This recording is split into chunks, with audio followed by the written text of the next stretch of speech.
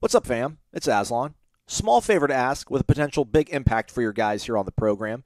If you're an Apple user, if you download the show on an Apple device, iPhone, tablet, things like that, and you use the podcast app to download the show to your device, if you could, search for Wake Up Warchant. You'll see two results.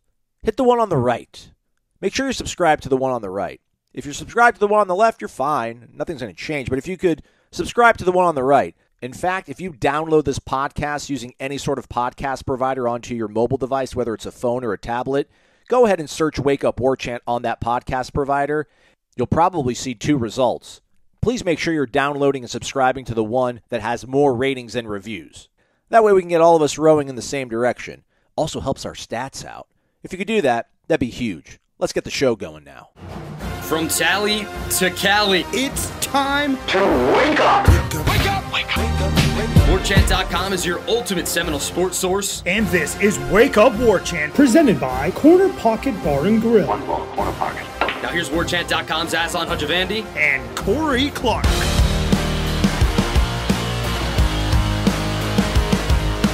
Wake up! What is up, everybody? It is Wake Up Warchant, presented by the Corner Pocket Bar and Grill, Tallahassee, Florida. Coming up on today's show, it's your show. It's the Renegade Express, taking all your questions over on the Tribal Council.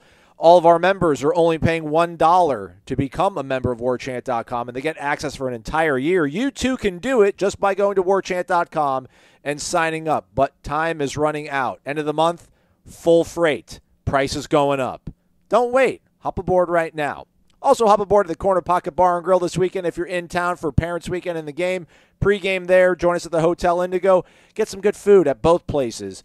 Maybe a little more impartial sometimes, too, with the good folks over at the Corner Pocket Bar and Grill. But, hey, before we get to Hotel Indigo on game day, hang out with Corey Clark and Jeff Cameron today at 5:30 on Happy Hour. You're stoked, Corey. It's been a while since you ripped off one of those shows with Jeff in the friendly confines of the CP.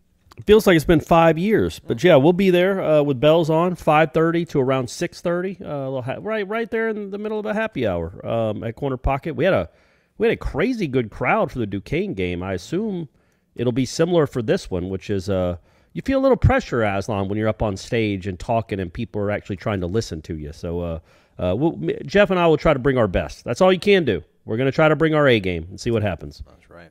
We'll try to bring our A game here on the Renegade Express. Let's get right to it then. We got a lot. I don't know if we can get all of them. Because I guess people got wise to my game, Corey, and maybe read other people's questions and decide not to ask the same kind of question. Oh, well, that's awesome. That's growth. Because, yeah, you read the questions. If you have a similar question to one that's been asked, you know Aslan's going to read them all. So you're going to see them all. This isn't Jeff Cameron on headlines. Like, you're going to see every question that he sees, he's going to ask. So if you see one that's similar to yours, either ask something completely different or sit it out. It's cool. We'll get to you next week. All right, we're going to bundle all these ones together, though. They have some form of an over-under ask to it. This is it's clever. SC Noles says, wake up over-under 0.5 snaps for Jordan Travis. But hold that thought, Corey, because Primo Nole, I think, asks the right question, which is over-under Tate Rodemaker snaps 1. I think that's probably if we answer that one, I think probably gives people more of an answer than Jordan 0.5. I don't know. I think if you just say over 1/2 snap for Jordan Travis, like the thing with Rodemaker, what if Travis plays and they get up by 30 points? That's Rodemaker true. Could come in then. Ooh. All right, well, then answer both of them then, Corey. All right, so if you had asked us this on Tuesday, I would have said under. I would have said under on Jordan Travis. Yeah. But this question is being asked on a Friday morning. I will say over. Yes. Well said, Corey. Primo Nole also asks, so what do we think about Tate? I don't know. We think 3-score, 4-score blowout, then Tate gets I don't know. I'll say under on Tate then. I think starting quarterback will be Jordan. He'll finish out the string. Yeah, I mean, if you think Jordan is going to – well, look, there's two options. Maybe Jordan, clearly the way that happened on Friday, and I don't think I'm divulging anything. I don't know that anybody that just heard what I said about over-unders with Jordan Travis's snaps thinks he's going to be 100% healthy. He's not going to be 100% healthy the rest of the year. And I'm not just talking about the injury he had on Friday. It's just the nature of the sport and playing that position. So he could – aggravate something. He could aggravate something else. He could get something else could happen. Who knows? Where even if he starts and plays, there is a chance that Rodemaker would have to come in for a series or two. Who knows when or why? Not just a blowout. So, but that's why I would say the over on that.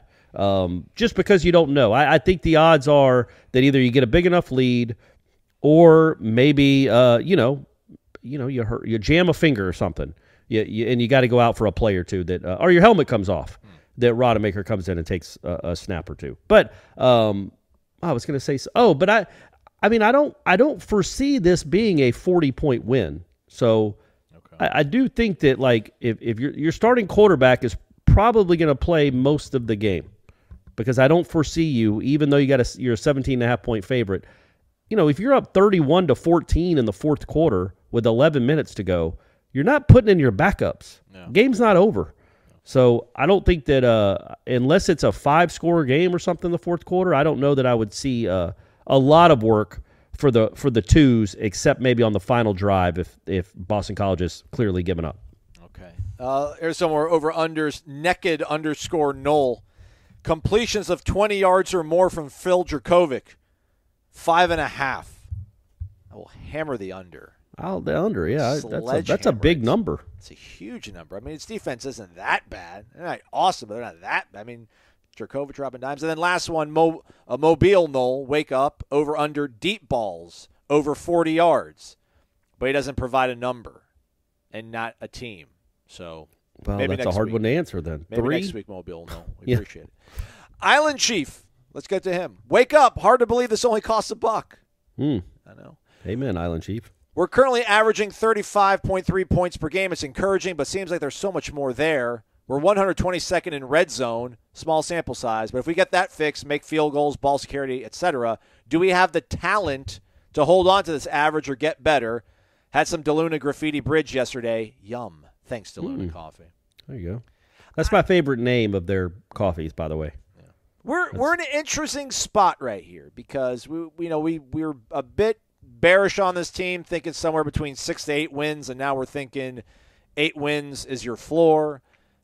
And, man, they haven't played any significantly great defenses. LSU might end up being a really good defense, but they catch them on week 1. Their defensive tackle goes down first half of the game. We haven't seen them play a great kind of defense yet. And listen, man, all teams make mistakes. Like, they're not going to make all their field goals. Even if Ryan Fitzgerald gets better, he's still going to miss some field goals. They'll still probably have a turnover or two in a football game. I like how everybody wants to see more. Like, I mean, we do see how they're playing, and they're not playing perfect. Mike Norvell has said as much. He pretty much said we still haven't played a really great game yet. So he thinks they've got something left in the tank, something even more to show and prove.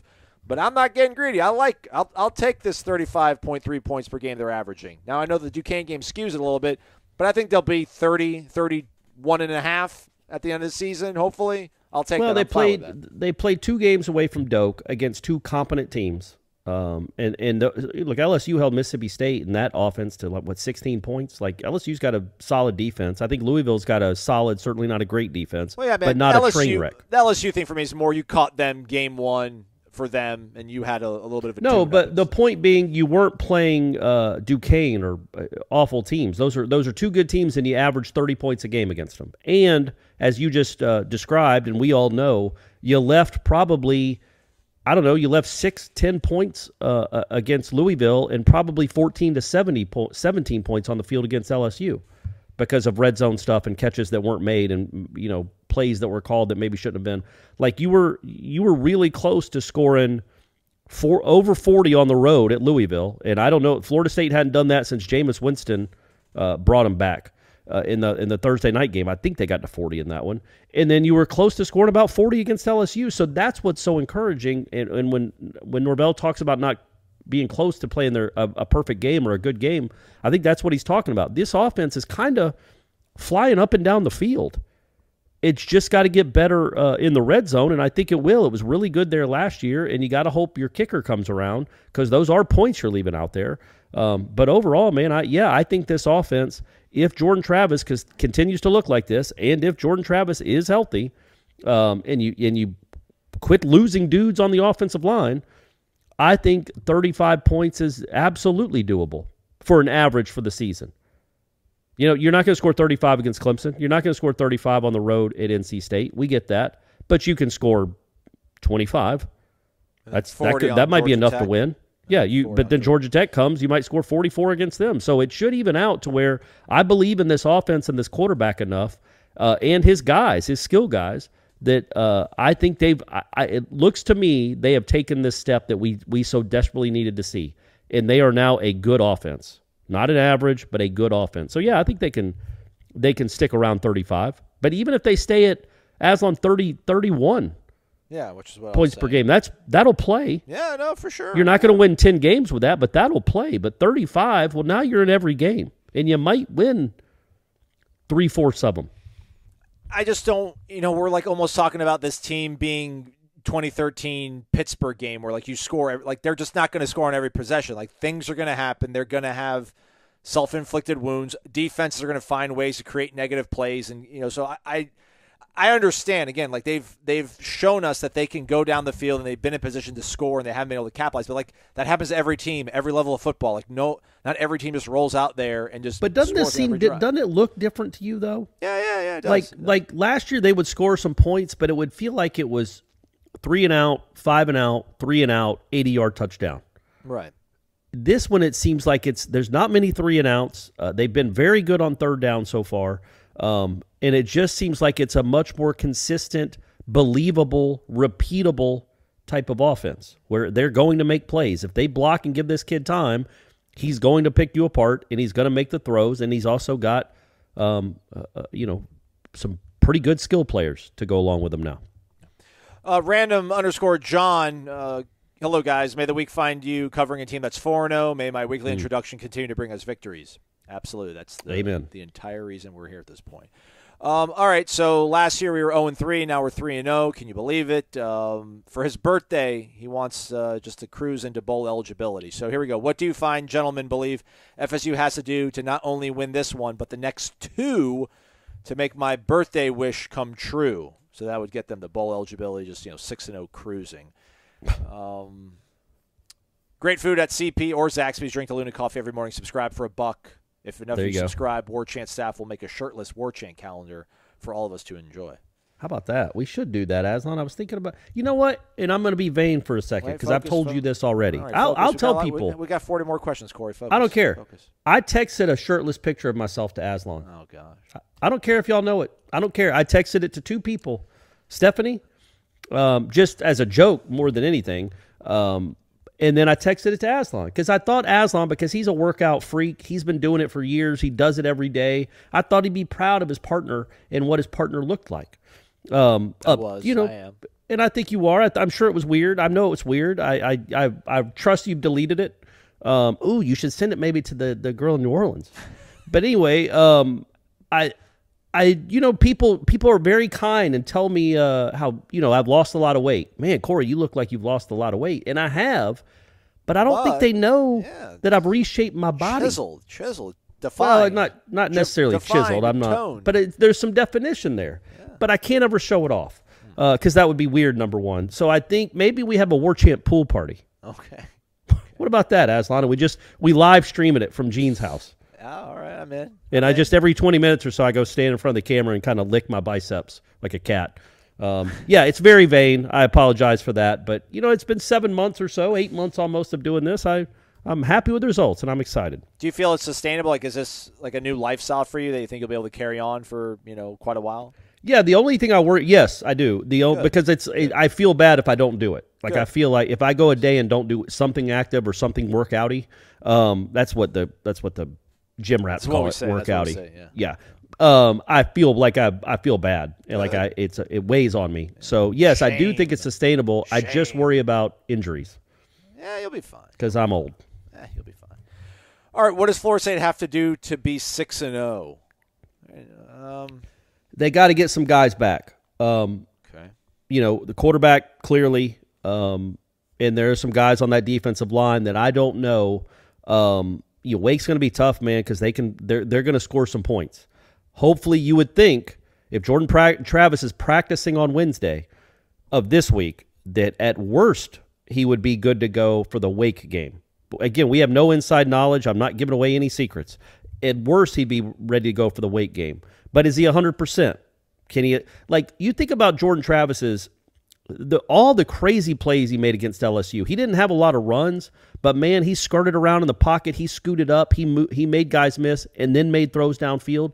And the best play he made against Louisville was when that linebacker comes completely free on the first drive of the game, and he does a spinny do, sprints away from him, and finds Johnny Wilson down to like the 2-yard line. Will he still be able to do that if he's not 100%? Because that is an element of this offense, and that's certainly an element of his game that makes it can make it next level. So I would want him to be healthy, and I think you got to get, some dudes back on the defensive line. If that happens, I trust what I'm seeing enough to think that certainly 5-0, NC State, even if you're full capacity, was always going to be tough. If you're not at full capacity, that's going to be really, really tough. So that's what I think. I just stop sustaining injuries and get healthier, and you have a real chance. Well said, Corey. Thanks, buddy. Sunday Gold. Wake up. Last year after 0-4 start, Corey turned the season around by asking Mike Norvell what his message to recruits was. If they beat Boston College and start 4-0, will you ask Norvell if it's the same message? If Norvell talks for 4 or more minutes, should I book a room in Charlotte? It's a good question. I don't think you want to screw with a winning streak, though. So whatever he's doing, like, you know what I mean? Like, I don't think he needs, if he goes 4-0, I don't think he needs like a viral moment. Yeah, I think let's just keep asking the questions about Fitzgerald and other things. You know what I mean? Let's just keep steady the course. Like, we don't need him to like go chase, and not that he did this anyway. We don't need him to do, he's done it a few times where he gets that gleam in his eye and laser focused on a question. I think we just need to keep rolling along, and don't even mention the winning streak. Just keep rolling along. I don't know if I want to, but yeah, man. And I just don't want to reverse course if they're 4-0. I think if it ain't broke, don't fix it.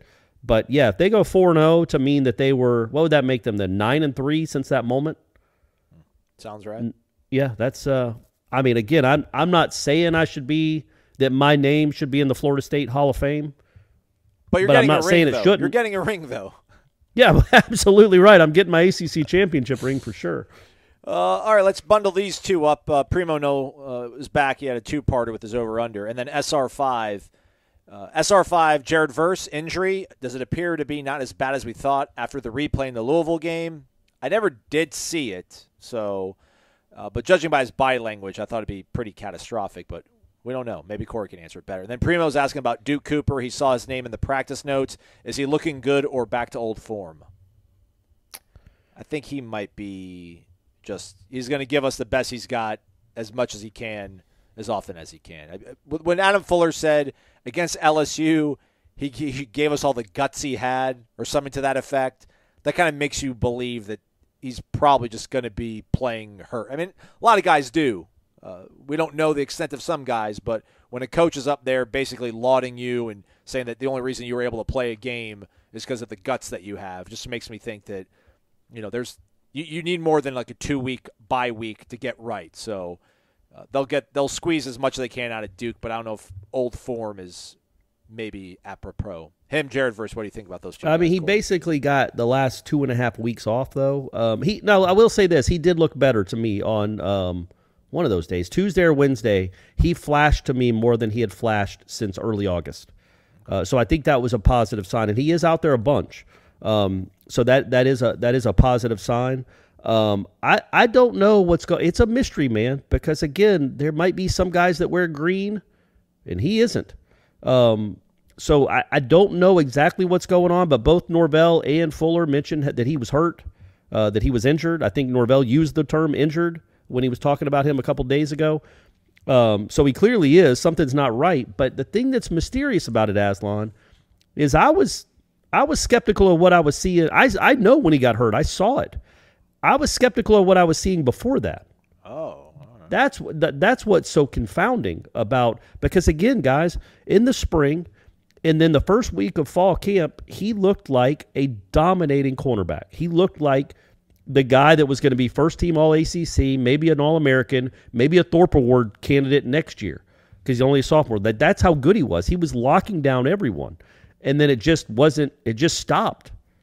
And then he got hurt, and he has tried to, play through it. He was out there on the field, But I don't know if I can say that he's going to be the guy he was at the end of last year in the spring. I haven't seen that guy yet. I saw a little more of it this week than I have in previous weeks, but it might have been just me wanting to see it. But yeah, he's he played four snaps. I didn't realize he only played 4 snaps against Louisville. Yeah. So yeah, he's not grading out anywhere near as great as he did last season through the 2 games that he has played. So yeah, he didn't play against Duquesne. That's right. They rested him up. So what about Jared Verse? Is there anything you can say that won't get us in trouble? No, what I'll say, I said it on headlines. When he went down in the way, as long as he was in the tent, because I was Ira Ira wasn't there. I had to have the binoculars on him. My binoculars, by the way. My binoculars, our binoculars, right? We're partners. Our binoculars. And so I watched him come out of the tent. I watched him talk to the doctors. I watched him walk down to the other end of the field, and just his reaction and his body movement was like, okay, he just got told horrible news. Yeah. And again, I'm not a doctor, but from what I can tell, I don't think anything that we saw on Friday night against Louisville was season-ending for any of those guys. That's just my untrained, unprofessional, unsourced opinion. Have no idea, though, none, when any of them could be back. Drill Sergeant Porter, wake up. Aslan hoped the victory Friday night and seeing FSU flap their wings on the sidelines gave you at least a little closure from when Lamar Jackson did it. Somebody gift me. Show me that. That'll help. When Johnny Wilson scores, he's doing like a bird, they call him Birdman. Why? Because he can fly. He's just big, large, like Big Bird, I guess.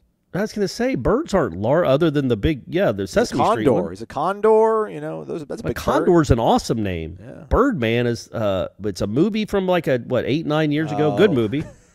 And Michael All Keaton, in one take. It's amazing. It was crazy. Yeah, not one take, but each scene was like a 25-minute scene that they all just did. They did it once. It's crazy. I still would have voted Boyhood. I thought Boyhood was a better movie.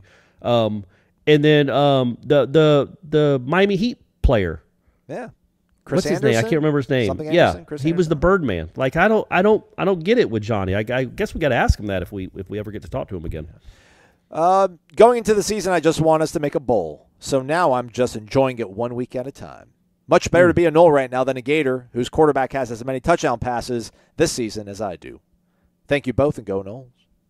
Thank you, Drill Sergeant Porter. Has he not thrown one single touchdown, Richardson? I guess not. All I remember is because I didn't get to watch all the Utah game because we were in New Orleans doing fun stuff. But I saw some highlights where he looked out of this world. I guess those were 2-point conversions. Yeah. Where he was running around and pump faking and doing everything. I mean, he looked pretty good in that game. He made some throws. Did you see that 2-point conversion Kyler Murray converted on Sunday where he literally scrambled 90 yards? Yeah, it was 21 seconds. It was a 21-second play. That was cool. That's crazy. Can you imagine being like a defensive tackle chasing that guy around? You just want to take off his helmet and hit him with it. Dalvinism, now that we've seen what this team can be and the kind of talent already here and on the horizon, are the expectations raised for Mike Norvell and this team moving forward? Will they be held to typical Florida State football standards from here on out? In short, is the rebuild period over? Well, it's a good question. I get it. I would say yes. If they win 8 or 9 games this year, then yes, I would say that the floor has been raised and the expectations are higher for next year because you don't want to dip back down. But I still think that means you're on an ascent. So Florida State fans rightly will not be happy with it. They'll be happy, I think, 8-4 this year. Now that also might mean you go 4-4 in your last 8, which isn't great. But say you do that and then win a bowl, you go 9-4 after what we've seen the last 2 years. I think everybody listening to this now would probably still take that. Maybe not Aslan, but everybody else. But then after that, the ascension has to continue. You don't want to level off. So, yeah, you can't become a victim of your own success either. Like, if you win 9 games, people are expecting you to stack upon that. And, so I think that I don't know if I'd call it quite over yet, though, because if you're rebuilding to what Florida State is supposed to be and has traditionally been, well, 9 wins is like the floor. 8 wins is the floor. So there's still some work to go, some room to grow and some work to do to get to where that is your floor instead of your ceiling. So I would say next year would be the absolute, okay, now we're going to see the fruits of this labor. you're looking at a top 25 offense, maybe a top 25 D. Your roster has NFL guys on it. Like, that's when you're going to know, I think, that when the rebuild is over. Yeah, after 2010, I was like, all right, he's got this thing figured out. We're good to go. Like, I'm like, all right, Jimbo's got it figured out. Like, that was enough for me. I'm like, all right, he's stabilized it. He's brought in guys. You kind of believe in what he's doing. He's regained control of the state. We're on an upward. Even after 11, it wasn't obviously a good sign that you took a step back and only won 8 games that season. But I wasn't like, we're doomed or anything like that. Like, but don't you think that had something to do with them? I mean, at that time, even though they won, I think they went 9-4 that year maybe, they had the number 1 recruiting class in the country. That 11 class was the class. Don't you think that helped everything? Yeah, but again, I just think the fact that they still beat Miami, and it was ugly, hideous, atrocious game against Florida. But I guess like that kind of stuff, those moments kind of made me think, all right, things are stabilized, and the past is the past. Now everything ahead of us is going to be probably a lot bigger and brighter. So I think that's what this season has proven. Like, right, he's patched it up enough that even if these guys do leave, I mean, Johnny's NFL draft eligible. So is Jared Verse. If Johnny stays healthy, Jared Verse comes back, balls out, and they leave. I don't know. I just feel like they've demonstrated to us that they can reload. So now get some guys in the high school that you start churning and developing, and you have a timeline, a little bit more leeway. Yeah. But yeah, like in terms of you need to compete for a conference title and winning your state, and then getting into the playoff. I feel like they have now. I mean, listen, right now we're sitting here talking about them being 4-0 after this game, and if they can beat Wake and maybe get past NC State, like, you're competing for winning the Atlantic. You're competing to get into the ACC championship. And, typical Florida State football standards is winning national championships, like the dynasty. I don't know if that'll ever come back. That's maybe why I was able to handle Jimbo's up and downs a little bit more. I was hoping that 13 was like, all right, we were back, and this thing is on cruise control. We can't screw this up possibly. We're always going to be winning the conference and going to the playoff. That wasn't the case, but I wasn't dejected over it. I just feel like we're at a point now where we're seeing like, okay, we can compete for this conference again. That is where you want to be in this day and age with a soon-to-be 12-team playoff. Yeah, that's a good point. Yeah, and I think we all see that and believe that. But again, we're 3 games into this. But I do think the way the recruiting seems to have ticked up a little bit. I guess we'll see what happens later today. Mm-hmm. They got a big guy that's on the, that they might get. But I think that it might be. Is this the 10 season or is this the 11 season? If you want to go back and kind of compare, because I don't know. Like, I just don't know. Like that 11 season in hindsight, when you think about losing EJ for 2 weeks. A game and a half. You lost him in the Oklahoma game. You lost him for all the Clemson game. You lost both of those games. Now, do you beat Oklahoma if EJ's your starting quarterback? Probably. Do you beat Clemson? I don't know. I mean, you put up 30 points without him, but maybe you beat him in that game too. I don't know. You beat Wake. You probably if he's healthy and starts the whole game. So the point is, you could see how close they were. Yes. You could feel it. You could see it. Plus, on top of that, he was bringing in the best recruiting class in the country. Norvell is not doing that. But I also think he's having to work from Corey, right? Though the portal, though, he is doing really good in the portal. His eye on the portal is pretty darn keen. He has aced the portal so far. He is doing well there, and that can only bode for more. Like when you think about Johnny Wilson and Jermaine Johnson in back-to-back years, not even mentioning Verse, who showed out when he was playing, what that does for guys around the country that are looking for a fresh start or, a better chance to go succeed. Florida State will now, in my opinion, be at the top of the list of guys in the portal that can really play. So that's a good place to live, but you still got to start bringing in a little more high-caliber high school players as well. All right, let's keep it there. We'll skip ahead to Calvin Duke. My question, Hakeem Williams commits today, a guy who would really boost our momentum on the trail. Can we beat out Jimbo, Cristobal, and company on this one? Any insight? Chad Simmons and Michael Langston talked about it. There's a video that you've probably already seen if you're a big recruit guy. But even the RPM, which is the recruiting prediction machine that we have now here at On3, has Hakeem Williams projected to go to Florida State. So it does sound like there's a high amount of confidence that they'll get a 5-star wide receiver out of South Florida to come here and beat out Jimbo and a whole bunch of money and the hometown team and some other teams. Hopefully that it would works be out big. that way. That would be big. That would be big. I think he's like a universal 5-star, like on every site. He's a 5-star wide receiver. That would be enormous for what it says maybe to the rest of the country and what it says to Florida State fans about this guy's ability to recruit and bring in high-level high school talent. And since we did mention injuries with this is the 2011 season, I mean, not as many injuries in 2011, but your quarterback gets hurt. That kind of affects everything. Calvin wants to let us know that he is one of the biggest Nole fans you can imagine. I don't want anything on pessimistic, but I've never seen injury luck, in quotation marks luck, quite as bad as the Noles. Starting to wonder if body by storms is more like bodily harm by storms. Hey-o. I just want our guys to stay healthy, have the best chance they can at the next level. Best ability is availability. Well, Robert Scott got rolled up on. Jordan's just had, he's just had a lot of people run into him, and it's inflicted damage onto his body. I don't know if that's the strength coach's problem. Bless Harris tearing a bicep. I mean, I don't know how much that's being trained and things of that nature. I don't even remember what happened to Jared. I don't think he was high load. It was like friendly fire, right? It was Deloach getting him right on the outside of the knee and kind of pushing it into his other knee, it seemed like. So just kind of a unfortunate confluence of things, man. It happens to some teams. Unfortunately, it's happening to Florida State right now. So I can tell you this, and I know nothing about physiology and the body and injuries and anything else. I just know my brain and how I would work. But after the fourth guy went down in Louisville for something that looked kind of innocuous, I'd just lose my mind. I would want to fire everybody. And it's not their fault. I'm not saying it's their fault. It's just I get why fans are asking these questions. I certainly don't think these guys have a history. They have a track record. They know what they're doing. They wouldn't be in this job if they didn't. You just get so frustrated. You want to lash out at someone. You want to blame someone. And really, I just think it's bad luck, man. What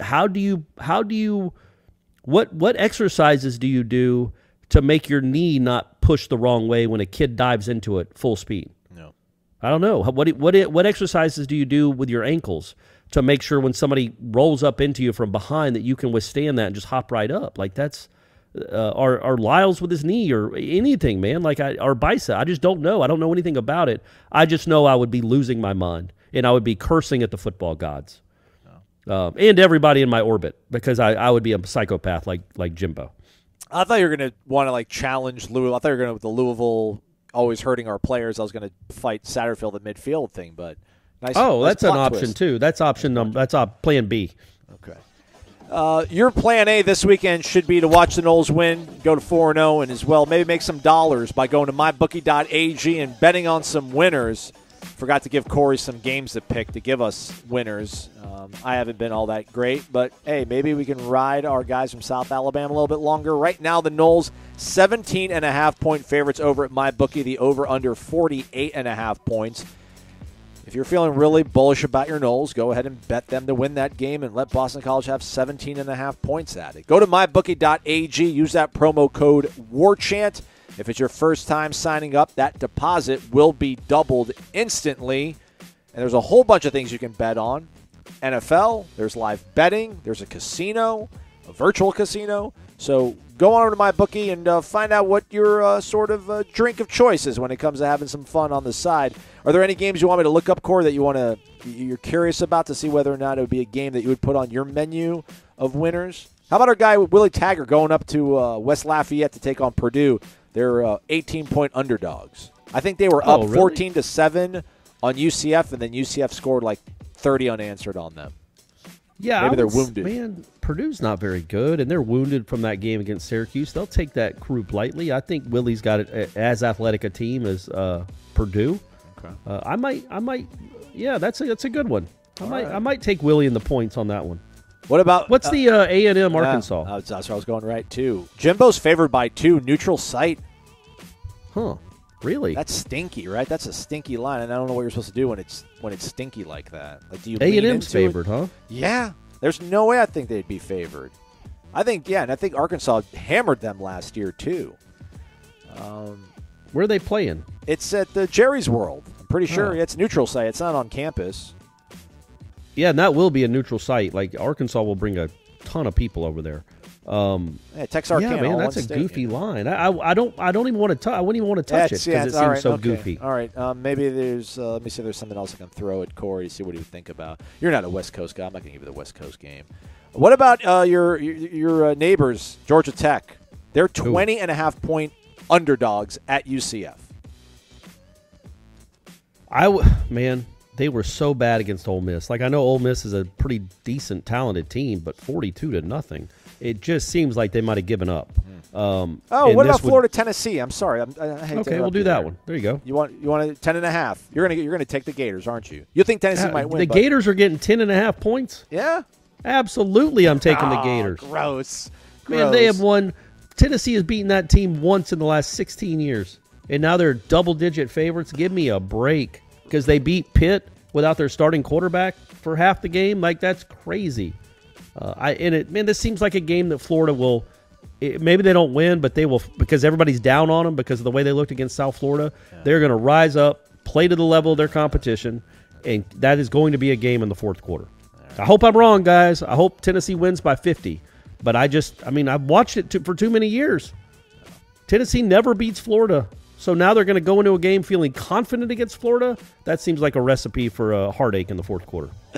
Sometimes you got to bet with your mind, not your heart. That's why I have Corey here to cut through all this stuff. Go to mybookie.ag. Have some fun. It's not your grandfather's bookie. It's my bookie. Mybookie.ag, promo code WARCHANT. Corey, let's keep these next four kind of tight. We should be pretty quick hitters on these. Dixie, Noel, wake up. Who do you and Corey believe will be the breakout players on offense and defense? I think I picked Johnny Wilson last week, so I want to pat myself on the back. And I was like, it's gonna be Johnny and Jared every week, and I don't know about Jared's availability. He thinks Micah on offense, Derek McClendon on defense. That's pretty good pick. I think Micah. Those are both good picks. I think Micah, and I'm gonna say Akeem Dent. Ooh, okay. I think Akeem Dent might get himself a turnover or two, but Micah. I just think that's going to be a tough matchup for whoever's trying to cover him in the slot. Boston College traditionally struggles, let's just say, with athleticism outside, and he needs to have a good game. He hasn't had a good game. I thought he had a great practice on Wednesday. That's the best he's looked in a while, and he just needs to build on that and have himself a good game. I guess I will co-sign Micah, and then I'll defensively about Pat Payton. I'll say Patrick Payne, because I think McClendon, we know who he is. I think Patrick Payne is a name that a lot of Florida State fans that don't listen to the show, that aren't heavily invested like you all are, maybe don't know, and he'll probably have enough reps to go ahead and make a name for himself, at least within the Florida State community. So I guess I'll go with Micah and Patrick Payton. Noelboy02, hey guys, scenario. Season's on the line, your starting quarterback is out. Who do you start? Tate Rodemaker, Marcus Outzen. Ooh, man. I feel Marcus earmuffs. I'm taking Tate, Corey. Yeah. I'm taking Tate. I just think, Outzen was a better athlete, and I think Rodemaker's a pretty good athlete. Outzen could move, man. He could run. I don't think he was that talented a thrower. I think Rodemaker actually has some pretty special stuff in him as a thrower, the way he can throw it, the arm strength. Jeff Hafley said he's got the strongest arm he's seen on tape this year. I mean, it's pretty. I mean, it really does play. It is. And when he's really stepping into it, man, he can whip it. I mean, he spins it. I just think he's got much more arm talent than Rooster ever did. He hasn't done it enough, man. So I'm not convinced. I just know it's in there though. So that's why I'd probably go with Rodemaker, because I think maybe your ceiling's a little higher. If it would ever completely click with him, I think your ceiling's a little higher with Rodemaker. Noel Dad for Life, or 4L, has got another added to his brood recently here. Congrats to him. Shout out to my 6-year-old daughter Reagan, who reminds my Gator father-in-law that Gators are gross and stink every time she sees them. # proud dad. Amen.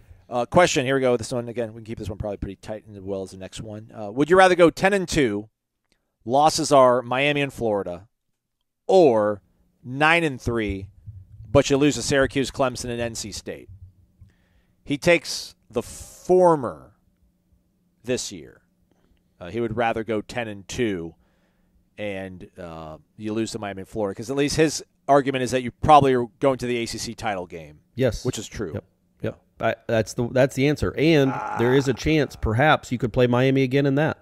Okay. Oh, see, all right. I'll play that 4D chess. I'll take it in that case because, you gotta win the state. Gotta win the state a little bit somehow. I don't know, man. Getting to the ACC championship game would be an enormous deal. But yes, it would sting to be. You'd be 10-1, and then you lose. And so you're probably 9th in the country, and then you lose to Florida to finish off the regular season. At home. That would be tough. That would be tough. But still.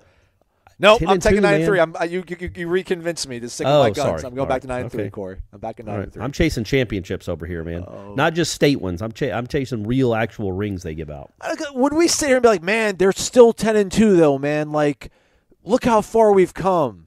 Like, yes, yeah. Look, if you yes, because I remember this in 2012, crystal clear, is as crushing and stupid and just inexplicable loss that was against NC State, and I get it. And, I thought it was about the Florida game. Well, in the Florida game too, but I was talking about the NC State game.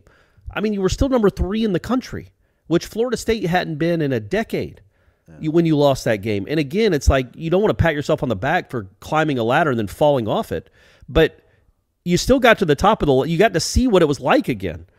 And so it was a good sign that you would be. It was a good sign that you had gotten that high and you'd reach that peak. I think if we're sitting there at 10-2 with this team coming off a 5-7 season, I think that, yes, even as frustrating as it would be to lose to Florida, man, a 10 win, you would be able to, in the moment, appreciate, while still being very frustrated, appreciate how much the program had, the ranks it had risen to in one short year from an 0-4 start. I still think. Yeah, I think you'd have that perspective even with just awful frustration. Jay Glaze 32, wake up first time poster 727 born and raised. Shout out. That's my hometown, so you don't have to even announce anybody. That's not a town, it's just my vicinity. All right, what's your favorite game against Boston College? 2007 is his gut, but he's going to say 2019, Odell at the helm, bowl eligibility. Well, actually, it wasn't bowl eligibility. That was me adding. He was right. So he says 19. I'm going to go 2005.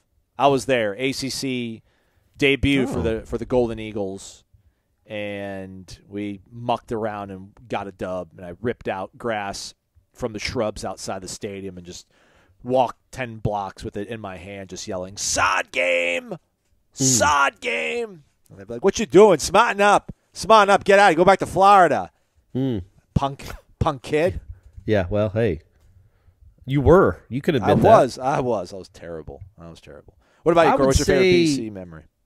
They've had some good ones, man. The 2007 game against Matt Ryan. That's what his gut instinct is. 14, raining, Guayo just knocking down field goals. No? Honestly, I'm going to go, I think I'm going to say 13 because that's a game. They got down 17-3. Yeah. And that's a game where you just knew Jimbo was going to lose this game. Yep, here we go again. 18-point favorite. They come out sloppy. They let a team go right down the field. They don't look like they're ready to play. It's 17-3, and that was really the moment, I think, when you're like, okay, this kid is completely different. He checks all the boxes, number one, at quarterback, but also, even if Florida State is poised to have a Jimbo game, this guy breaks through that, whatever that shield is. And it makes that irrelevant. The annual Jimbo game where they kind of struggle against a lesser team, not with this guy. Now, it happened a lot the next year, but that's when you knew that, man, this team is, even though the defense didn't look great that day, this team has a chance to be otherworldly because this is nuts. You don't go put 48 on the road against a bowl team. Boston College was a decent team, and they put up 48. That's when you knew, okay, this one's completely different than anything we've ever seen. Noles _no_1. Aslan, you don't have to use the underscores in my screen name. It just stands for number one. Next time. All right. What numbers does Jordan Travis put up if Johnny Wilson goes for over 1,000 yards? And would that put Jordan in position to be ACC Player of the Year or a dark horse Heisman contender? I mean, sure, yeah. I mean, he definitely would be in the conversation for ACC Player of the Year if he plays all these games and he has a 1,000-yard receiver. Because that I think Pokey's on pace for 800. I think Micah, you haven't even tapped Micah yet. Micah's going to start making plays, man. He's going to be a big part of this offense, I think. And he might have a couple of breakout games. And then Winston Wright could be coming back hopefully sometime soon. And then, so yeah, I don't you think? I mean, if they can win 9 games and Jordan Travis looks like he's looked, I certainly think he's in the conversation for ACC Player of the Year. Yeah, absolutely. Absolutely. I mean, he's right now is 14th in the nation in QBR. So that's good. Well, and it helps too that who's he, like Van Dyke, who you would have thought was ahead of him before the season, Leary. Clemson doesn't really have anybody that would I think would be Offensive Player of the Year. Maybe the Shipley kid at running back. He's pretty special, but there's not Malik Cunningham. You know, he had a game where he scored 7 points. I don't know that you look around the conference and there's a definite number 1 pick for ACC Player of the Year right now, or a guy that you would project in November to be well ahead of the like Virginia went out and scored 7 or 3 points in a loss a couple weeks ago, got manhandled. The North Carolina kid, maybe the quarterback. No, May or something like that. Yeah, Jordan. It's not like it's Drake and May. Sam Hartman. Sam Hartman, maybe, I don't know. But I definitely think if they win and Jordan Travis keeps looking like this, then yeah, he could certainly be in the conversation. I don't think Heisman's going to happen this year, but not with the great Stetson Bennett up in Athens. You're not unseating that kid. Grumpy BK, happy 3-0. I'll let you handle this one, Corey. If Amari Gaynor returns before Jared Verse, do you see them potentially using him off the edge to get some more speed rush and contain from the defensive ends and linebackers? Yeah. If that were to happen, which is a monumental if, but then yeah, I would. That's what I would do. He also, like, I think the development of Brendan Gant. You know, Adam Fuller said that as much on Monday. He was kind of asked about what Gant did on special teams, but he's like, yeah, no, he also played well at defense. I think he played 10 or 12 snaps. And he was so effusive in his praise for Brendan Gant and how he's adapted to linebacker and kind of embraced the role. Inspires me, or did Norvell say that? Was that Norvell? It was one of them. It was like, Brendan Gant inspires me. I told him that the other day. It's like, wow. Yeah, I think that was Norvell. That seems like more of a Norvell thing, doesn't it? Yeah. But either way, they were both very effusive in their praise for him.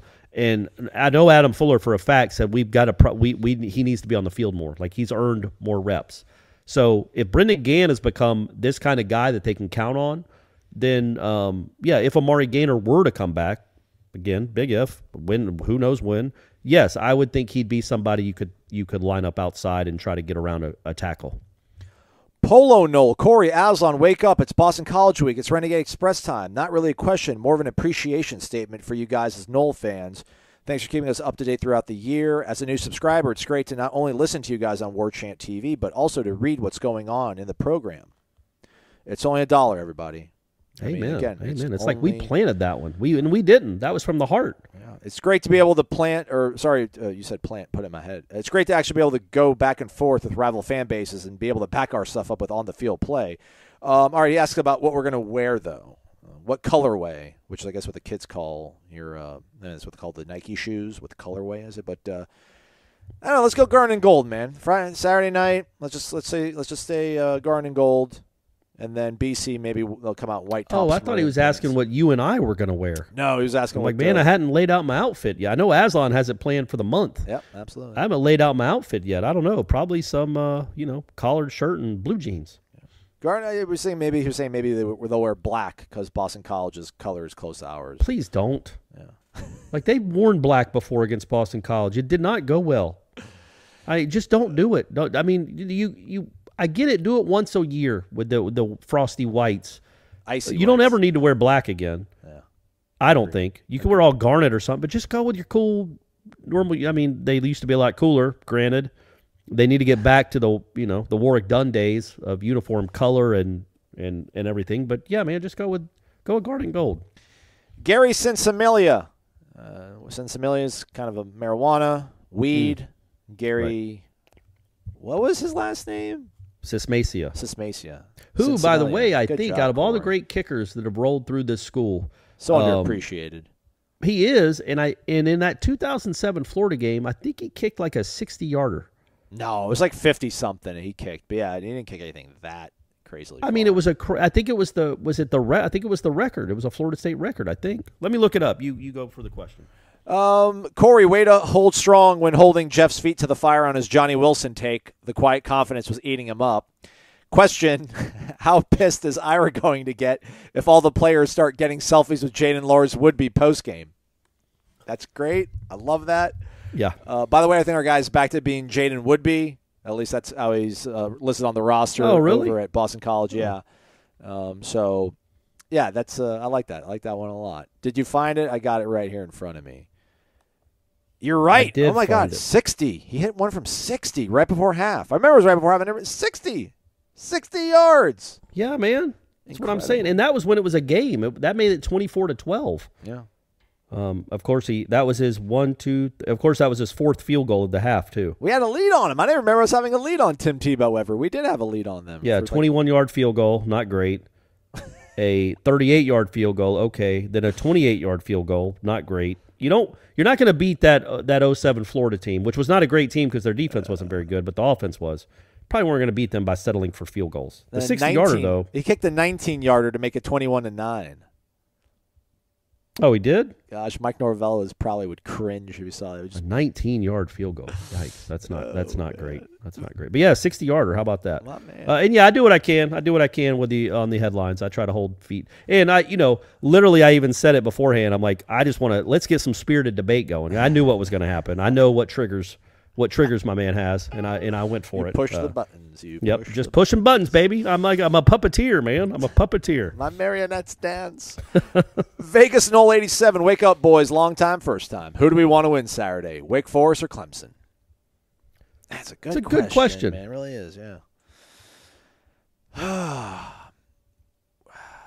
think you want to play the long game and have Clemson maybe still be unranked or still be undefeated when they come to Florida State.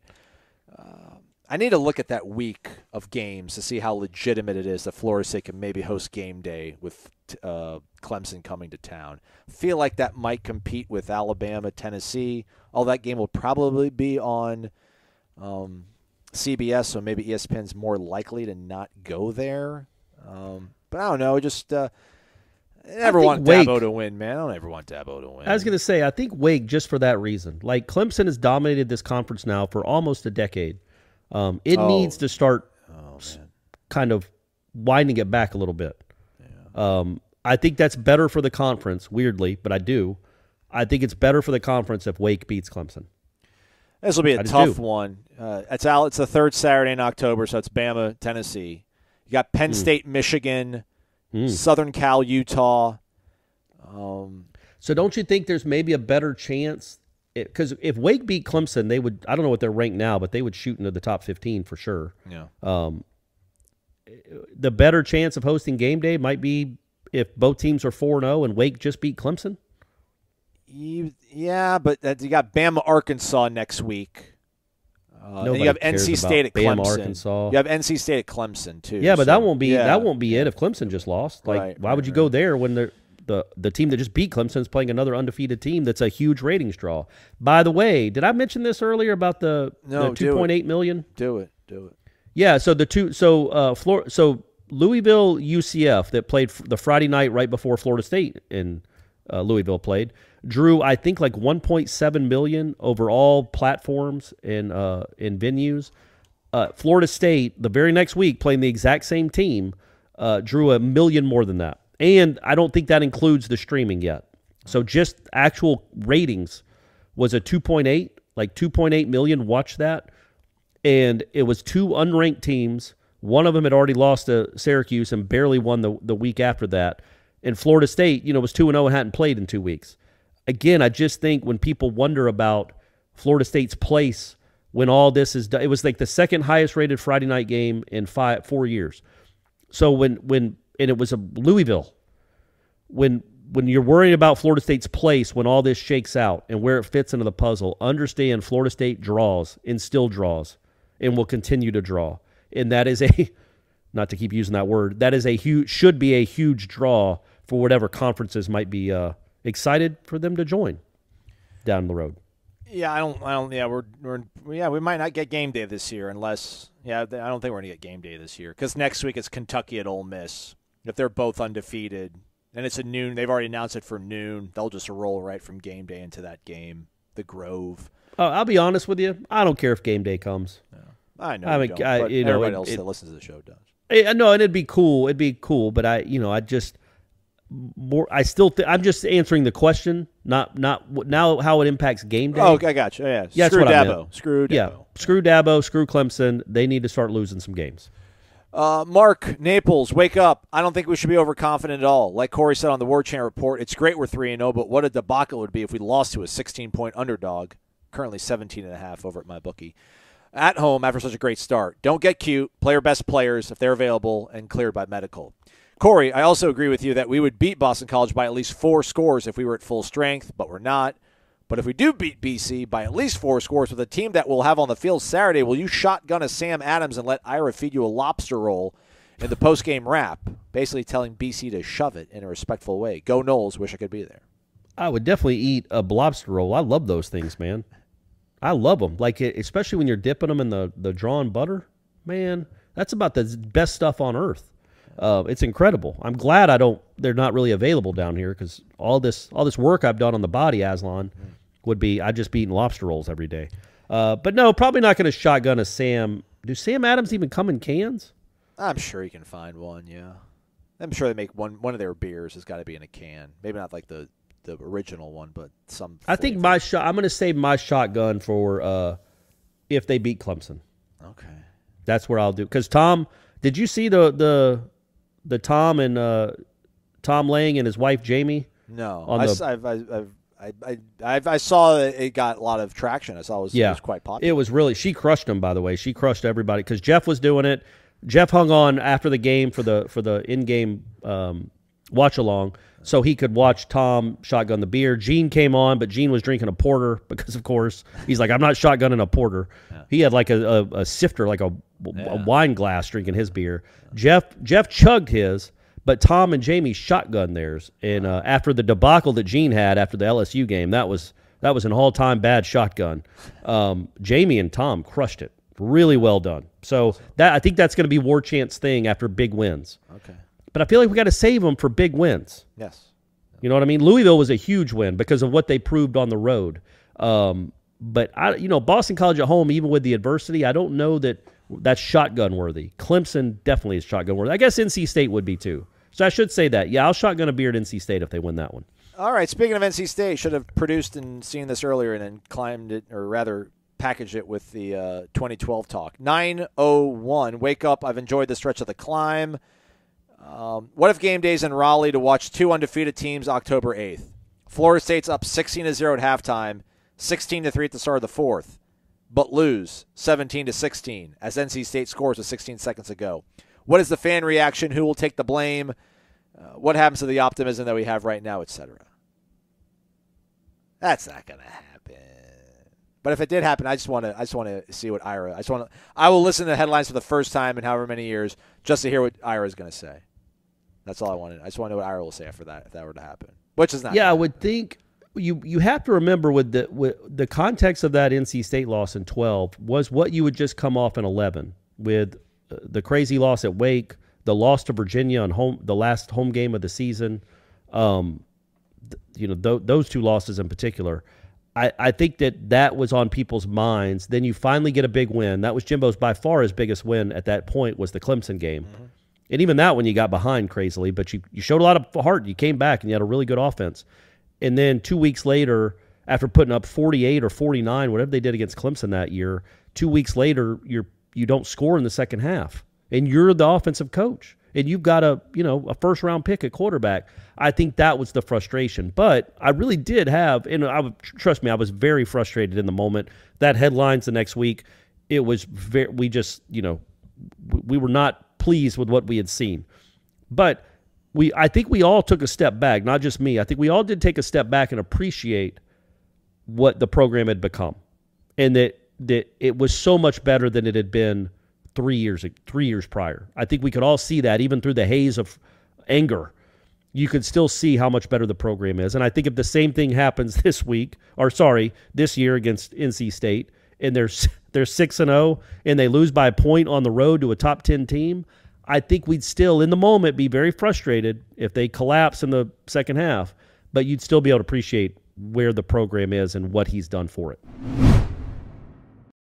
Armchair Osceola, quick and to the point. Who will reach 10 wins first? Mike Norvell, Jimbo Fisher. Always drink your DeLuna coffee, hit the like button. If you haven't signed up for $1, what are you even doing with your life? Their words, not mine. Armchair Osceola. Right. Good words, though. Solid words to live by. This year he's talking about, or just who's going to win? Period. Which is crazy, because if you asked me this 2 months ago, I'm saying Jimbo, and now I'm like, well, probably this guy. Let's ask us that again next week. Oh, okay. I know I do that a lot. I know I kick the can down the road. You do. But I want to see what AM looks like against Arkansas, because I just don't understand that spread. And then I want to see, frankly, who plays for Florida State, and if they win this game. Because if they go 4-0 and you feel good about maybe some guys coming back or maybe even played, then you start thinking, okay, well, yeah, they could go 6-2 over their last 8 games. This isn't a crazy schedule, and that gets you to 10 wins. Or 6-3 if you include the bowl game. Yeah, I mean, he's going to lose to Alabama, so that's right there. At best, they're 10-2 in the regular season. So he's only has one other game he could possibly lose to be 9-3 and then win his bowl game. They'll win their bowl game probably. Though. Jimbo does probably. Well and look, man, A&M has better players than Florida State. But okay, yeah, they just do. They don't have a better quarterback. They have better players than Florida State does across the board, like roster-wise, NFL-wise. Doesn't mean they're a better team. I don't know if they got a better wide. I think they got some dynamic guys on the offensive side of the ball. But I mean, I think Johnny Wilson's probably the best skill player. Maybe their running back they have is pretty special. The guy that A-Chain. returned the kick against App State, and I think he ran for 100 against. Yeah, A-Chain's good. That's their receiver's name, who escapes my mind. He's like I'd like him over Micah, but I mean I don't want to get too greedy. Yeah, but their defense is really good. Yeah. I mean, you think about. I know they lost App State, and that can be embarrassing, but their offense did diddly poo. They were on the field for 38 plays, and they still held App State to 17 points. And one of them, I think, was maybe turnover rated or a special teams thing, something like that. So, man, their defense is legit. Their defense is one of the best in the country, and he's recruited really well. Doesn't mean they're better than Florida State. They have better players than Florida State. So you would just think talent typically wins out, but not always. And yeah, maybe they'll play them in a bowl, man. Maybe it'll be a New Year's Six bowl between the 10-2 Aggies and the 10-2 Noles. Or the 9-3. We're each 9-3, and we're trying to get to 10 wins. Ooh, there you go. There you go. That'd be big. Dave from Bardstown. Can I just read this question? Can we just move on afterwards, please, Corey? Just quick. Please don't interrupt me. Can I ask that be my one? Yeah. Go. If Norvell's confidence and ride or die mentality help fix Tate's fortunes, then that's what we need with Ryan Fitzgerald. First and goal, try out the kicking team. Trey Sean of Feely breaks off a long run, take a knee at the 12, so Ryan can come in for a field goal attempt. Pokey Wilson, maybe what it's all about. The hokey pokey joke for the uninitiated, but not this week. Run out of bounds at the 15, so Fitzmagic can get us up by 3. Noles win 27-10, 9 field goals from Ryan Fitzgerald. Busby for Heisman, a.k.a. Bourbon is your friend, a.k.a. Dave in Bardstown, a.k.a. Aslan's least favorite subscriber. That's not true. He's a nice person. We met him multiple times. He's a nice person. His relationship with his wife, when they're talking about his relationship with us, might be one of the favorite parts of having this podcast. It's just really funny to watch in person. Spear for that ass, Noel. Hey, guys, do you think the injuries the team has suffered will affect continuity? Nah. Yeah, Next man up. I do. Next man up. I do. All right. Look, man, when you lose whoever's playing it, you saw it against Louisville. Fabian Lovett's an enormous deal. LSU couldn't run on them at all except for the escapee-do quarterback. They couldn't do anything running the ball. Louisville wasn't just escapee-do quarterback running. It was straight up the gut running. Fabian Lovett is a difference maker, and whoever is backing him up isn't as good as Fabian Lovett. And the same thing with Jared Verse. So continuity, yeah, man, you hope the communication's fine, but you're just losing. You might not have your 2 best defensive players, and that hurts. That just hurts. That's talent. I don't think that's production. continuity, though. I mean, continuity, I think Tate overthrows, there's miscommunication. He throws a stop, and Johnny thinks it's a go, and there's a pick 6. Like that, to me, that's continuity. The fact that Malcolm Ray's not as good as, Fabian Lovett, that to me that's not a continuity thing. I mean, maybe I'm trying to be faux lawyer here. But yeah, man, the injuries, it's going to catch up at some point if these guys don't return, if somebody else goes down. Absolutely. But hopefully it's not this week or next week or the next 3 weeks. Georgia Tech, we can get hurt for them. But nobody get hurt for the next 3 weeks. There you go. Tighten up. Quinn67, wake up. Hail Tate. 3-0 feels so good. If we can play to our potential again this week, we should gain serious national attention. Let's see how the team reacts when there's higher expectations. I am hoping the culture is strong enough to handle it. My question, road trip podcast, great. You two have spent a good amount of time together over the past few weeks. What do each of you appreciate most about your podcast partner? What a question. Yeah. I don't know. You go first. I'm not even going to answer it. You can't even think of one thing, you jerk. No, there's so many running through my head. I'm trying to think of the thing I appreciate the most. Corey's very flexible, so we're always we're going to record at whatever time, and I'm always 15 minutes late. He never says anything about it. Also, I'm very thankful and appreciate that I don't right now because we have a lot to talk about, and these shows go on and on and on. But in March, when there's nothing to talk about, this show would not be a show without Corey. Like, Corey will intelligently discuss something that fosters discussion and give us a show. So I did radio with a dude, God bless him, nice guy, but didn't give me a lot. And it was tough, man. It was really tough to do a radio show for 2 hours with somebody that didn't really give you a lot. And with Corey, it's the complete opposite. Like, I can just, say banana. And then, he'll be like, well, I used to like the banana-colored jersey they wore in Mike Martin's first, 10 years. And I thought you were going to say I'd do my Liam Neeson impression. Well, I mean, I didn't want to put you on the spot with the Liam Neeson one. You yeah, want to do some Travolta? Can you do some Travolta? You guys haven't earned that. Some Travolta? I would say with you, it's your ability to take a joke. Okay. Because I make fun of you a lot in good spirits, and you handle it very, very well. That's always a bonus. All right, Sunrise Knoll, Fort Lauderdale, Asante, Bosa in your brothers. Physique. I your physique. haven't deleted the selfie, by the way. Oh, sweet. It's still in there. Great. If Robert Scott does not play this week and we lose another offensive lineman, who would be the next man up, do you think? Man, that's a good question. Estes? That's what he says. He says Estes, ? Armella, ? I would say Estes. But they'd have to do I don't know what they would do. Maybe put Emmanuel at tackle. I don't know what they would do in that spot. But, yeah, I would think Estes would move to guard and maybe you move Emmanuel to tackle. Yeah, man, that's scary to think about. I love Big Meech, but, yeah, that's – It's ridiculous that this has happened where they're already down, they might be down 2 starting tackles for this game, and who knows for how much longer. I feel like Armella gets more burn, but again, Norvell said last week when I asked him specifically about Julian, and I think Lloyd Willis, I'm with things starting to get a little bit thinner, do you see more urgency out of them? And he said nothing specifically about them and pivoted completely to Jalen Early, which I was like, okay, all right, well, that's interesting. But Jalen Early seems to be exclusively tackle. Estes is interior, and then Armella is exclusively a tackle as well. So I guess let's not find out. Good question, but let's not find out. FSU man 50-30. I've been working overtime in the coal mines for the last 3 months to save up for this subscription. Haven't gotten quite there in time. I've only got 89 cents so far. Bummer, I'm going to miss it. Wish I had heads up for this financial decision earlier.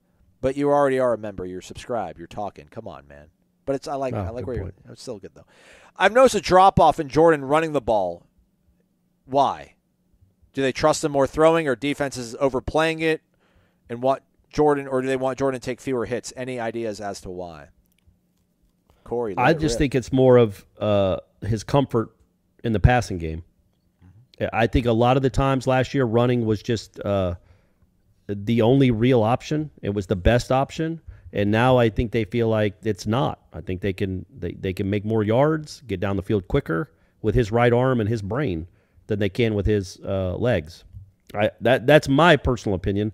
Obviously, every team goes into the game trying to take his legs away, but yeah, that Louisville game, it was an afterthought. Like before he got hurt, I don't even know if they had a designed run. No. LSU, they had a couple, and he picked up a big first down on a scramble. He had a 25-yard run, but yeah, his legs weren't really in motion there because I think Brian Kelly made sure his defense took that away, but it opened up everything else. And I just think when you feel really confident about the way you're throwing the ball and what you're seeing, in the passing game, there's no need really to have your quarterback run a few design keepers. Yeah, and the crazy thing is he hasn't really held on to on read option, and he's made the right hand. He's handed the ball off, and they've gotten huge chunks of yards.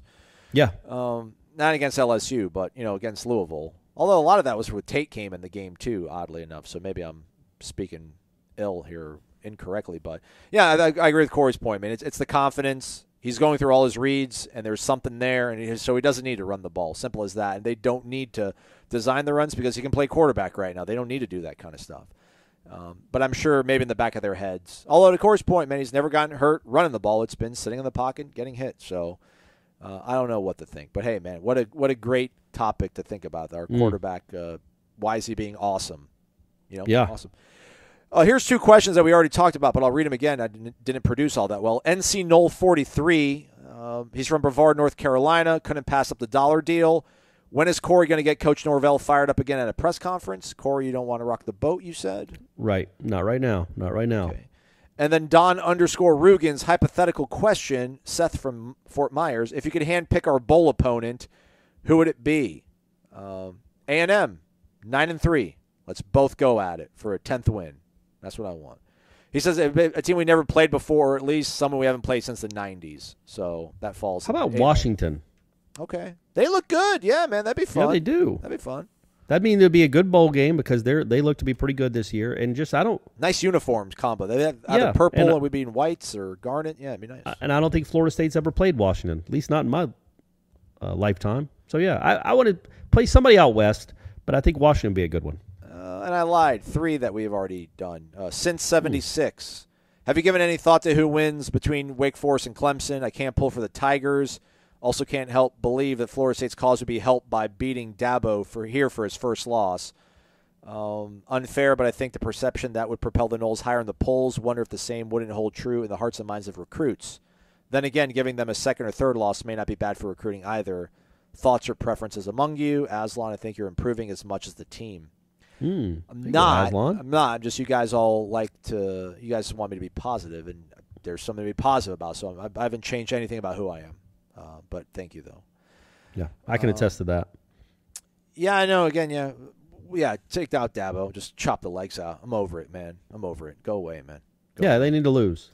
Yeah. I mean, I know it'd be cool if Florida State knocked them out of the undefeated perch, but no. Let them lose to Wake. Let them lose to NC State too. Let them start losing. Let them feel some skepticism about their program and their coach and what's going on. Is it really starting to trend in the wrong direction? Let them have all that heartache. It's been too good for too long up there. Oh, wow. Well, let's just take maybe 2 more. We're not going to get to all of them. Sorry. Too many good questions. Good questions. D. Rich 5203 basically asking, when did we all notice a change in Jordan, and the receivers? You guys, all the outlets said that the receivers were average, middle of the conference. Now they're viewed as possibly the best in the conference. Did you see flashes of this coming, or were you measured because of how bad they'd been previously? I don't mind that. I don't mind being like, oh, they've been bad. I'm not going to get burnt. If I see something good, I would say it. I think eventually I came around to Johnny. Johnny dropped too many balls in spring, so I wasn't that high on Johnny coming out of the spring. He'd also dropped several key passes at Arizona State. But then again, there was that episode during maybe the preseason where we kept hedging and, well, if this happens, and I kind of pushed Corey. I'm like, get up on the freaking table and say it already. And Corey's like, yeah, man, he's going to be a really good player for this team this season. But in terms of Jordan, no, man. There was nothing that made me think, man, this kid is just sky is the limit for him. It's the way he performed. And really, Mike Norvell said all these things. And not that I thought Mike was a liar, but I think he's just trying to gas up his guy and give him confidence. But Mike Norvell saw it. Mike Norvell said all the things that you want to hear about a quarterback during the preseason. But I never thought – I didn't see that one practice where Jordan went nuts before they went to UNF. Right. But there was never a moment where I'm like, man, they've got a top-tier quarterback in this conference, maybe even top 20 in this country. I didn't see it. I wasn't like, oh, he's a bum, but I didn't think we had dark horse Heisman in our backyard. No. Yeah, I think that day you're talking about before Jacksonville was by far the best I'd ever seen him look, just throwing in rhythm, middle of the field, plant, throw, trust it, see it, rip it, all that stuff. But I think what we don't factor in is when Norvell goes over practice film with him or Tokars, and they're talking about it, and Jordan is going through the reads and exactly what he's seeing in the moment and why he didn't throw it here, why he threw it there, who's open, who's not. If you're starting to hear all the right answers, that's when I think that's when you get excited as a coach, right? Like when he's seeing the picture well and can explain why he made this decision or why he didn't throw it there, and he's right 95% of the time or whatever it is, that's when you know, man. And maybe that's what, even though Travis didn't look incredible in practice, daily, maybe the answers he was giving in film session buoyed Mike Norvell so much that he's like, man, this dude knows the offense. He gets it. He is doing everything exactly how we want. I don't know. Maybe that gave him that extra bolt of confidence that maybe we didn't just see in the actual practices, but in the film sessions afterwards. Tennis Sump, regardless of who starts at quarterback, will we pound the ball running-wise in the beginning, or do you see us opening it up more? Boston College has a 77th ranked rush defense. They're allowing 148 yards. They're allowing 179 in the air. That's 31st. So I would say let's probably go ahead and pound the ball. Yeah, do that, man. Do that. Just until they can stop it. Yeah, if you can do it, yeah, you always want to run the rock first. So run it. Did I lose you? No, I'm here. I was trying to think which one we can go out on. Somebody asked us about, do you start quarterback? We already talked about that. Somebody asked about if Dion is hired by Arizona State, does Travis Hunter follow him there or go to FSU? That's a good question. Hopefully he comes home. Hopefully we take him. Yeah. Can the defense take the next step to being truly elite like back in the Jimbo days? Aside from recruiting and NIL deals, what's the best way to get back there? I mean, that's the only way. You just George. said it. Yeah. I don't know. Dick LeBeau, try to get him out of retirement. I don't even think Dick LeBeau. I mean, I don't think Adam's doing a bad job. I mean, just he's limited kind of. No, I mean, look, the deal is that you've got to get players, man. You've got to get, and they have some. You've just got to flood this roster with. That was the Jimbo glory days. Is look at that starting defense. They all, that 2013 defense. Two of the guys that could have been on that team were Bjorn Werner and Xavier Rhodes. They left early. And all those guys that played in the NFL on the 13 team. So that's what, I mean, that's why that defense was so dominant. Jeremy Pruitt's a good coach, so is Mark Stoops, clearly. But, yeah, they had incredible talent. And that's where Georgia has incredible talent. They are coached really, really well. But they also have immense talent, and that's what Florida State just needs a little bit more of an uptick in before they're going to become elite, before they take that next step. Thanks to D. Spence. He was the one that asked about quarterbacks. Rosie Nips, 75, asking about Corey's thoughts on Kentron Portier. Maybe Corey can reply to him in an email. In an email? I'm not giving people my email address. On a post. Right. Seth Knoll wants to know what you thought about the 2013 team in the preseason compared to what you see now. McCluskey saying, should Tony Tokars get more credit for Jordan's development? And then a couple questions about kicker. So let's go out on kicker then, I guess. Oh, all right. A good topic. Warchant Bob, if you had to choose, would you rather have elite level NFL punter or elite NFL kicker, place kicker? Kicker. Okay. Yeah, for sure. Because then you're, because we had it, we lived it, right? We had Roberto Aguayo and Case and Beatty. Yep. So. Yep. And you saw which one. I mean, Roberto Aguayo had much more of an impact than Beatty did, and won you games in that 14 season that otherwise you wouldn't have won. It changes the way you coach, all of it. The difference between a good punter or an average punter and a good punter is what, 4 yards, maybe 3 yards, 3 or 4 yards, maybe a couple returns that are 2-line drivey. But the difference between Ryan Fitzgerald right now, this version, and Roberto Aguayo, I mean, I feel like you'd have won both these last games by double digits. Not good for the ratings, though, Corey. Good Ryan point. Fitzgerald's good for point. Ratings. Those ratings. Knuckles aren't as white. Nobody wants that. And then Kay Hayes, 80s from Ormond, Volusia. He took me out on my bender in Chicago, apparently, for the Notre Dame game. Still recovering from that. Wants a request. Can we slip a note to Mike Norvell or Papuchas and let them know that Mac Chiamento has an absolute boot? I guess he's one of the walk-on punters, but he can effectively kick a field goal. He played at Seabreeze High School with my son last year. I've personally seen him kick 60-plus yard field goals. He's also a large human being, so I could believe that. He's a big dude, that Chiamento kid. Mac. Yeah, he does. He does have a big leg. I've seen him in kickoffs. He has an enormous leg. So maybe that's coming. Maybe that's coming. And then moarrr asked us about Clemson Wake Forest, which we already talked about. So we got to all of it, Corey. If you want to maybe go respond personally to those people that like you so much that they directly. No, I will say the one that I remember that you just flew through. It's weird that you flew through questions you were kind of asking them, but not really asking them. Was the 13 season? Well, because he asked it to you. Like he could. You could tweet Corey. You could tag him in a post, and he'll answer the question. And Renegade Express, we got a lot of stuff something going to do, but hey, I got things to do. Aslan, come on. Maybe I will. But I was going to say for that one, I didn't know it was going to be one of the best teams in the country because the quarterback was still a question mark. You didn't know how he was going to perform. But I had a sneaking suspicion that defense was going to be awesome, and the quarterback was going to be a difference maker. So I didn't think it was going to be the best thing, one of the best teams of all time. I knew they still had to go play at Clemson, but I certainly thought it was going to be a top 5-7 type team in the country, and I was right. I nailed it, Aslan. Crushed it. Just like this show, just crushed it. Don't forget, later on today, Hakeem Williams making his announcement, 5-star receiver consensus. We'll have live reaction. On3 will be on site for that announcement, so stay connected to warchant.com for reaction and updates from that announcement. And, obviously, 5:30, go to Corner Pocket Bar and Grill, hang out with Jeff and Corey. I might show up. But go there regardless because Jeff and Corey are there, and it's the Corner Pocket, and it's always a great time. And then Saturday, join us. 4 o'clock doors open at the Hotel Indigo. 5 o'clock, I think, is the pregame show with Jeff and Tom getting you ready. Warchant Game Day presented by Zaxby's.